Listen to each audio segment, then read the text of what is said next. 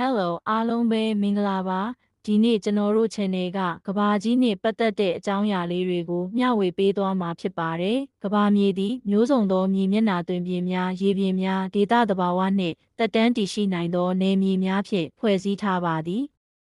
အဓိကအချက်များမှာနံပါတ်1မကြီးမားသောမြေမျက်နှာတွင်ပြင်များနှင့်သမုဒ္ဒရာများဖြစ်သည်ကဘာမြေတွင်မကြီးမားသောမြေမျက်နှာတွင်ပြင်9မျိုးရှိသည်အာရှတိုက်သည်အကြီးဆုံးနှင့်လူဦးရေအများဆုံးသောတိုက်ဖြစ်သည်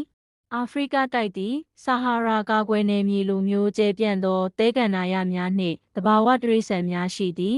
မြောက်အမေရိကတိုက်တွင်တောင်တန်းများမြို့ပြများနှင့်တစ်တောများပါဝင်သည်တောင်အမေရိကတိုက်တွင်အမေဇုန်တောနှင့်အတူအနီတောင်တန်းနှင့်တစ်တောများရှိသည်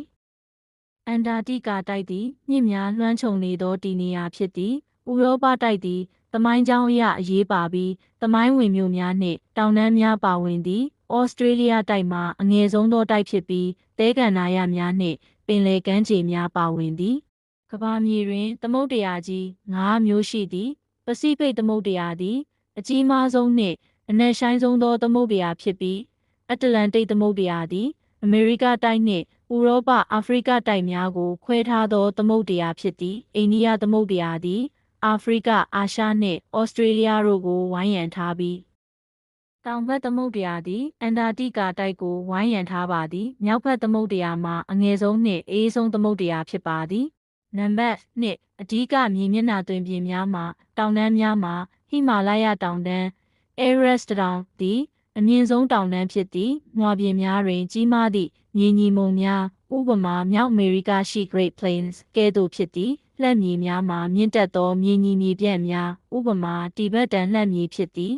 ။သဲကန္နာရများမှာသဲပြေသောနယ်မြေများဥပမာဆာဟာရာနှင့်ဂိုဘီသဲကန္နာရကဲ့သို့ဖြစ်သည်။မြစ်များနှင့်ရေလွှမ်းပြင်များမှာတောက်သုံးနိုင်သည့်ရေများဥပမာအမေဇုန်မြစ်ဘိုင်းကယ်ကန်စသောနေရာများမှရေများဖြစ်သည်နံပါတ်3ရာသီဥတုစုံများကဘာမြေသည်ရာသီဥတုအလိုက်အမျိုးမျိုးခွဲခြားထားသည်ထရောပစ်စုံပူပြင်းပြီးစိုထိုင်းမှုများဥပမာတောတိုင်းများ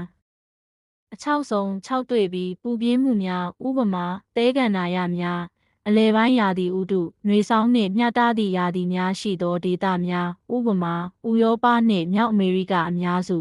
သိပ်အေးသောရာသီဥတုအေးချမ်းပြီးနှင်းလွှမ်းသောဒေသများဥပမာအန္တာတိကာနှင့်မြောက်ဘက်ဒေသများဖြစ်သည်နံပါတ်4သဘာဝသယံဇာတများနှင့်တက်တန်းတည်နိုင်မှုရှိသောနယ်မြေများတစ်တောများကမ္ဘာအောက်ဆီဂျင်ထုတ်လုပ်မှုအတွက်အရေးကြီးသောနေရာများဖြစ်သည်ဥပမာအမေဇုန်တိုင်းက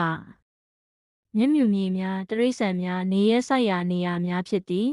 ဥပမာဆာဗာနာပရေရီရေလွှမ်းပြင်များသဘာဝတိရစ္ဆာန်များအတွက်အရေးကြီးသောနယ်မြေများဖြစ်သည်ဥပမာအီဘာဂလိတ်စွန်ဒပန်အားလုံးကိုကျေးဇူးတင်ပါတယ်ယခုလိုအထွေထွေဗဟုသုတတွေကိုသိကျင်နေဆိုရင်ကျွန်တော်တို့ channel ကို subscribe လုပ်ပြီး like share လုပ်ပြီးကူညီနိုင်ပါတယ်